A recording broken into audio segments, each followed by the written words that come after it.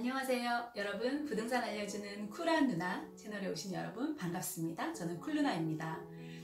첫 번째 여러분들과 함께 스터디를 어떤 걸 해볼까 제가 굉장히 고민을 많이 했는데요. 내 집 마련 처음에 한 채 하시는 분도 그렇고 또 투자를 하시거나 일시적으로 이사를 가신다거나 주택 마련을 하심에 있어서 가장 중요한 게 자금 마련 부분이시죠. 그래서 온리 내 현금으로 다 또 집을 사시는 분들은 거의 없으실 텐데요. 이 대출이 913 대책이 나왔습니다, 여러분. 913 대책은 대출의 끝판왕이라고 해도 과언이 아닐 정도로 굉장히 촘촘하게 나왔어요. 그래서 이 913 대책의 대출을 모르시고는 낭패를 보실 수도 있기 때문에 오늘 저랑 함께 하시는 시간 스터디가 굉장히 여러분들께 도움이 많이 되실 거예요. 어떤 때 대출이 되고 또 되지 않고, 어느 지역에서 대출이 되고 또 되지 않고, 이렇게 자세하게 디테일하게 알고 계셔야 자금 계획을 세우시는데 여러분들께서 혼돈이 없이 잘 해나가실 수가 있으실 거예요. 그럼 이제 여러분들과 함께 스터디를 시작을 해 볼 건데요. 스터디 할 때는 제 얼굴이 나오지 않아요, 여러분. 네, 스터디 하시는데 방해가 되실까봐 PPT 자료를 만들어서 스터디에 집중을 할 거고요. 제 스터디가 많이 도움이 되셨다면 또 좋아요, 구독, 불이 들어왔네요. 좋아요, 구독 눌러주시고 그럼 본격적으로 스터디를 시작해 보도록 하겠습니다. 스터디 시작을 해볼게요. 주택시장이 수도권이 4년 정도 굉장히 안정화가 돼 있었죠. 그런데 2017년도 8월 2일 날 파리대책, 부동산 종합대책이라고 하는 파리대책이 나올 만큼 수도권 전역의 주택시장이 가격이 많이 오르고 있는 시점이었죠. 그때 그 대책이 나왔음에도 불구하고 굉장히 수도권 집값이 1년 동안 폭등을 해버렸죠. 그래서 2018년 9월 13일 날 정부는 또 주택시장 안정대책을 내놓게 됩니다. 그런데 2018년도 9월 13일 날 나온 대책은 이건 대출의 끝판왕이라고 해도 과언이 아닐 만큼 굉장히 촘촘하게 짜여진 대출 정책이에요. 대출 억제책이에요. 그래서 이거를 아셔야지만 여러분들께서 내 집 장만 한 채를 하시든 투자를 하시든 대출 레버리지를 디디실 때 굉장히 유용하게 여러분들께서 활용을 하실 수가 있는데요. 먼저 이 주택시장 안정 대책을 보기 전에 아셔야 할 게 있습니다. 바로 이 조정지역, 수도권의 조정지역, 투기과열지역, 또 투기지역, 이 세 가지로 분류된 섹터를 여러분들께서 외우고 계셔야 되세요. 공부하러 가겠습니다. 정부가 수도권 전역을 조정대상지역, 투기과열지역, 투기지역으로 이렇게 sek터를 분류를 해서 나눠놨어요.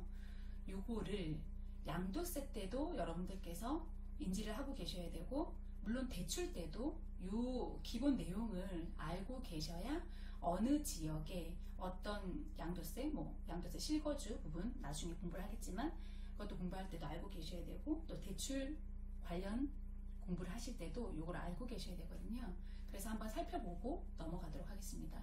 먼저 조정 대상 지역 보시면 성남, 고양, 남양주, 동탄, 이신도시, 그 다음에 부산, 이 까만색으로 되어 있는 부분은 파리대책 때 지정이 되었던 부분이고요. 지금 빨간색으로 구리, 안양, 동안구, 그 다음에 광교, 택지개발지구, 이렇게 빨간색 마킹을 해둔 곳은 2018년도 8월 27일 날 추가로 지정이 된 곳입니다. 그 부산이, 여기 기장군이 조정 대상 지역이었다가 기장군은 해제가 됐어요. 8월 27일 날 오히려 해제를 해줬고, 요 일광면만 빼고 해제를 해줘서 일광면은 조정 대상 지역에 여전히 남아있고, 나머지 기장군은 조정 대상 지역은 아닙니다. 요 표를 여러분들께서 외워주시면 좋겠어요. 그 다음에 투기과열지역은 서울, 금천, 구로관악, 서대문, 은평. 성북, 강북, 중랑, 도봉, 광진구까지 지금 투기 과열 지역으로 지정이 되어 있고, 그 다음에 세종 물론 들어가고요. 요 빨간 부분은 마찬가지로 조정, 그 8월 27일 날 투기 과열 지역으로 추가로 지정이 된 곳입니다. 근데 특이한 점은 여기 대구 수성구는 조정 지역이 아니에요. 조정 지역 지정 없이 토가 지역으로 바로 지정이 돼서, 나중에 양도세 스터디할 때 다시 말씀을 드리겠지만, 대구 수성구는 조정 지역이 아니기 때문에 양도세는 중과세는 되지가 않습니다. 그냥 대출을 받을 때 투기 과열 지역이다, 일단 이렇게 좀 암기를 해주시고요.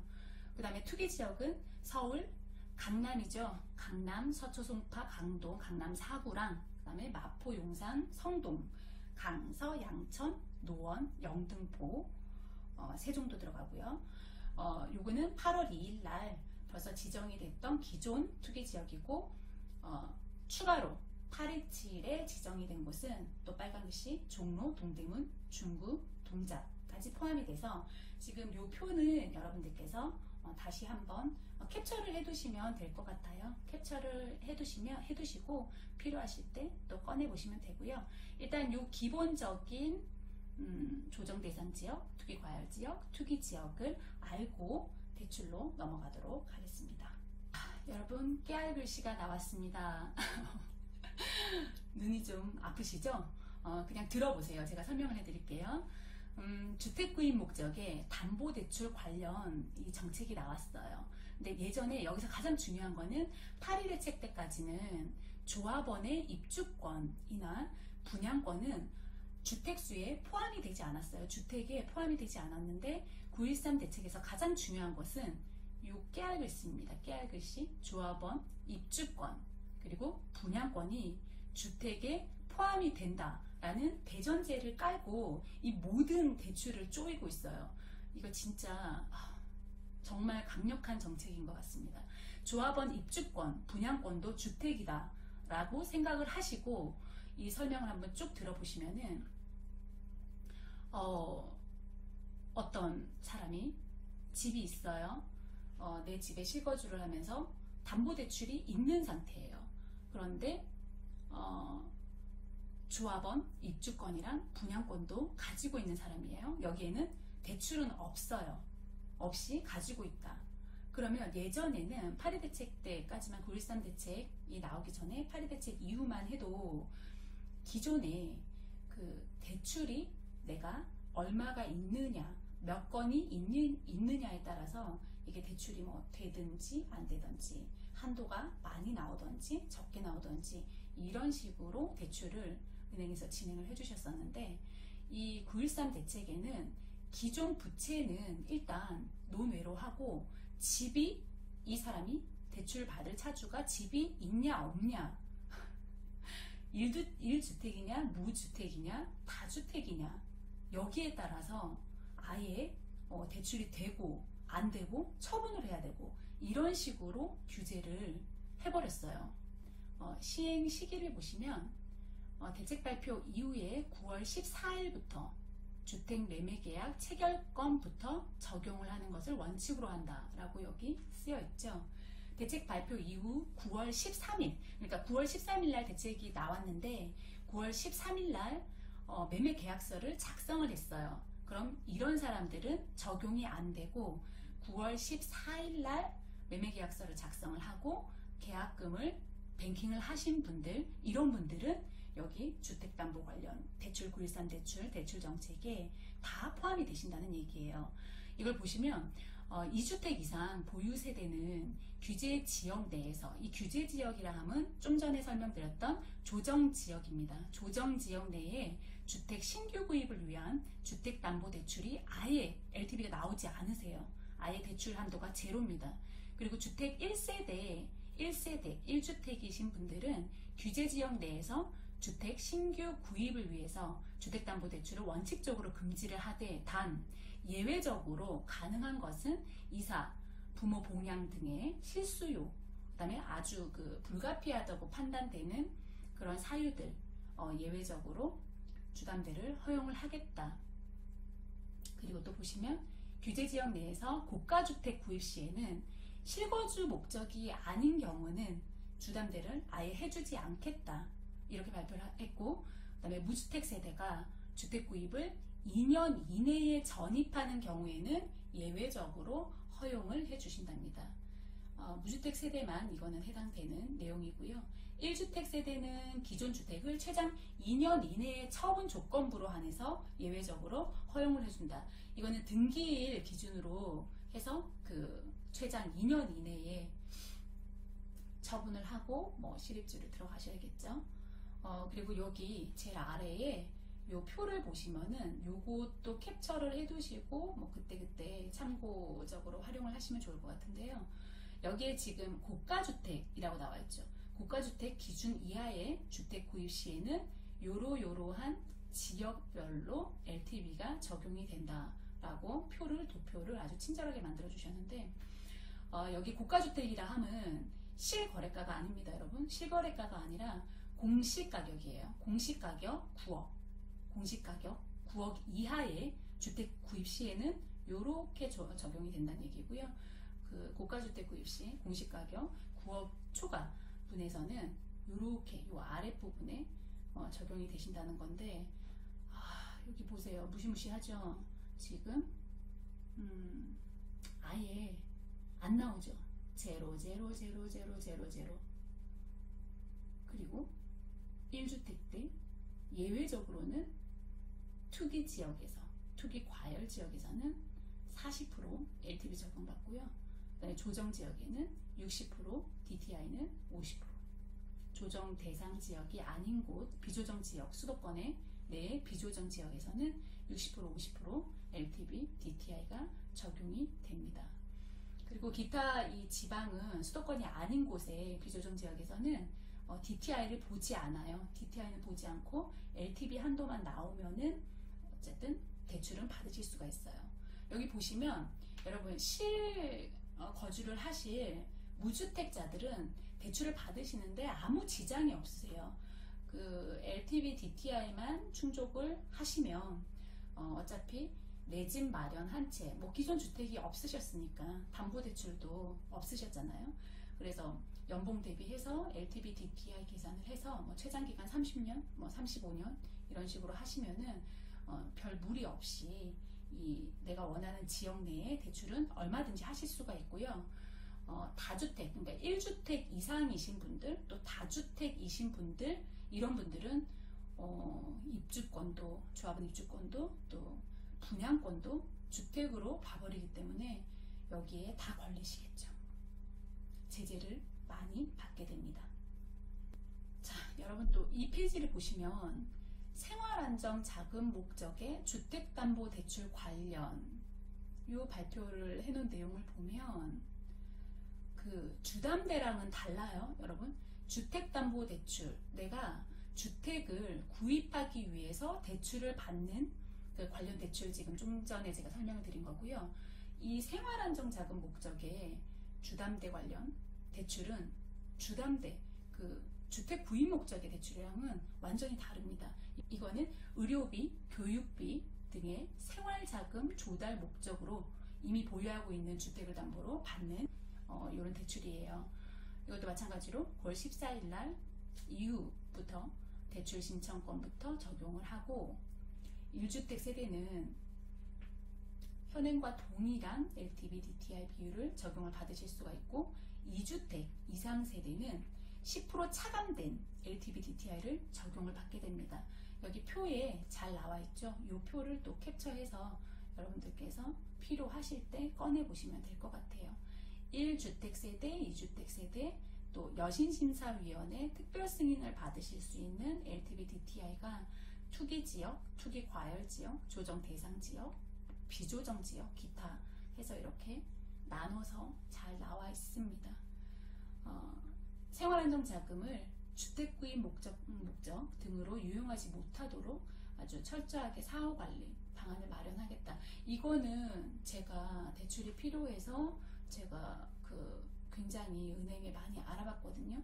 정말 그래요. 이게 어떤 목적으로 사용을 할 것이냐 이런 거 다 꼬치꼬치 물어요. 정말 다 적어내야 되고, 만약에 이 생활안정자금 목적에 주담대를 받았어요. 1억을 받았는데 내가 대출받을 당시에는 집이 없었어요. 집이 없는데 이 대출 이후에 주택이 내 명의로 늘어났어. 그러면 대출을 상환을 하셔야 돼요. 바로 회수 조치가 들어가고 3년 동안 주담대를 받으실 수가 없습니다. 이거 반드시 알고 계셔야 되고요. 다음 내용은 전세자금 보증 대출 관련 내용입니다. 자, 2주택자 이상 전세자금 대출에 대한 공적 보증이 금지가 됐어요. 2주택 이상은 전세자금 대출이 안 나옵니다, 여러분. 원칙적으로는 안 나오고요. 뒤에 가서 제가 나오는 방법을 또 알려드릴게요. 1주택자는 부부 합산소득 1억 원 이하까지만 보증을 제공한다. 이 내용은 추후에 보완책으로 나온 게 서울보증보험이죠. 서울보증보험은 부부 합산소득 1억 원이 넘어도 가능하신 걸로요. 그렇게 나왔습니다. 그 기본 7천만 원, 기본은 7천만 원, 연봉 7천만 원, 그 다음에 맞벌이 신혼부부는 8,500만 원, 다자녀 가구는 1자녀 8천, 2자녀 9천, 3자녀는 1억 이렇게 해서 소득 기준을 나눠놨고요. 여기에 맞춰서 대출 진행이 되는 거고요. 무주택자 부부 합산은 소득과 상관없이 공적 보증을 원활하게 제공을 하고 있고요. 그 다음에 전세대출권에 대해서는 금융회사가 주기적으로 실거주 및 주택 보유수 변동 여부를 확인을 하신답니다. 이것은 실거주하고 있지 않은 것이 확인이 될 경우에는 전세대출 이게 즉각 회수에 들어가세요. 그리고 2주택 이상 보유 시에는 공적 전세보증 연장이 제한이 됩니다. 이거는 이 대책이 9.13에 나왔으니까 9.13 이전에 전세대출 보증을 이미 사용하고 계시는 분들이 있잖아요. 이분들은 그 전세보증 만기 전에 1주택 초과분을 처분을 하면 만기 연장이 가능하신 걸로 이렇게 조치를 해주신 부분이고요. 2주택 이상자는 댁을 1주택 초과분을 2년 이내에 처분한다는 조건으로 허용을 해주시는 걸로 발표를 했죠. 자, 마지막으로 주택임대사업자의 대출 규제는 어떻게 됐을까요? 이 페이지를 보시면 여러분, 주택임대사업자는 좀 전에 8일 대책 때 발표됐던 그 임대사업자 대출은 한도가 80%까지였어요. 80%까지 가능했었는데 투기지역, 투기과열지구, 이거는 조정대상 지역이랑 비조정 지역은 아직 상관이 없습니다. 투기지역이랑 투기과열지구에만 대출을 임대사업자 대출로 받을 때 LTV가 40% 절반이 깎였죠. 40%로 줄어들었어요. 이런 내용입니다. 요거를 한번 쭉 읽어보시면 될 것 같고요. 자, 여러분, 이 대출 규제가 굉장히 빡빡해요. 그래서 여러분들께서 실전에서 대출을 받으실 때는 또 내 연봉, 소득 대비해서 DTI를 다 감안을 하고 심사를 받아서 기존 대출이 또 있냐 없냐에 따라서 대출 한도가 줄 수도 있고 또 정상 한도로 나올 수도 있고 하기 때문에 일단 실전에서 받으실 때는 이런 기본 내용은 다 주지를 하시고 은행에 문의를 하시면 될 것 같습니다. 9.13 부동산 대책의 실전 대출 예시 표를 제가 한번 만들어 봤는데요. 1번 보시면 기존 1주택자가 조정지역 신규 매수 대출이 가능한가? 여기 질문의 답은 원칙적으로는 1주택자라서 대출이 불가능합니다. 불가능한데 이게 처분 조건을 걸면은 가능해요. 처분은 2년 이내에 처분하시는 걸로 하면은 내가 매수를 하시고자 하는 지역, 조정지역에 대출이 나오기는 합니다. 그런데 여러분 요 생각을 해보시면 내가 만약에 비조정 지역에 굉장히 많이 오른 신축 아파트에 살고 있어요. 그런데 얘가 입지랑 환경이 굉장히 좋아서 놔두면 더 오를 것 같아요. 그러면 또 양도세도 너무 지금 현재 매도를 하면 많이 내야 되고 당장 매도를 하고 싶지가 않아요. 그런 분이 있다고 하면 이걸 어떻게 하면 되겠어요? 여기 나와 있죠? 기존 주택을 매도 희망하지 않으실 때는 임대사업자 등록을 하시면 됩니다, 여러분. 이거 완전 꿀팁인데, 임대사업자 등록을 준공공 8년을 묶어요. 그러면 임대사업자 등록 혜택도 보시고 또 조정지역에 신규 대출이 가능합니다. 내 기존 집을 처분하지 않고도 신규 지역에 내가 조정지역에서 매수하고자 하는 집에 대출이 나옵니다. 요거 잘 알고 계시고요, 여러분. 그리고 2번 보시면 주택임대사업자가 2주택을 임대하던 중에 신규 주택 매수 목적의 가계주택담보대출이 가능한가? 라는 질문의 답은 주택임대사업자 용도로 등록된 주택은 가계대출 관련수 산정에서 제외가 되세요. 그래서 임대사업자가 투기지역 내에 주택임대사업을 위해서 개인사업자 대출을 받은 경우에도 본인 실거주 목적으로 투기지역 내에 신규 주택담보대출을 받을 수가 있다. 이게 똑같은 내용이죠, 지금. 네, 임대사업자 등록을 하면 내가 투기지역에 한 채가 더 사고 싶어요. 그러면 그 주담대를 내 DTI, LTV 한도 내에서 심사를 받아서 받으실 수가 있는 겁니다. 굳이 처분을 하시지 않아도 네, 신규로 주택을 매수를 하실 수가 있습니다. 자, 여러분, 오늘 스터디 여기까지인데요. 어떤 식으로 나왔는지, 네, 913 대책을 도표를 머릿속에 암기를 해주시면 좋으실 것 같고요. 그 다음에 오늘 말씀드린 이런 실전 대출 예시, 여기에 다 적용을 하시면 되세요. 기존 1주택자가 조정지역이라도 비조정지역이라도 마찬가지고 신규 매수를 이 조정지역에서 할 때만 대출 제재를 받는 거예요, 여러분. 그 비조정지역에서 대출이 필요하실 때는 기존 종전의 주택을 처분을 하셔야 된다거나 그런 거 없어요, 여러분. 그냥 내 소득 대비해서 DTI, LTV 안에서 한도가 나오시면은 대출을 받으실 수는 있어요. 그래서 어쨌든 자산을 늘려가시는 방법 중에 여러분들께서 생각을 해보시고 이런 대출을 잘 아셔야 또 활용을 하셔서 내 집 마련 한 채 원활하게 하실 수가 있으니까 이 대출 부분은 꼭 숙지를 하시기 바랍니다. 여러분, 부동산 스터디라 자칫 딱딱하고 힘드실 수도 있으셨을 텐데 네, 끝까지 봐주셔서 정말 감사하고요. 오늘 제 스터디가 도움이 많이 되셨다면 또 좋아요, 구독 눌러주시고 다음에 더 알찬 내용으로 찾아뵙도록 하겠습니다. 여러분 감사합니다. 안녕.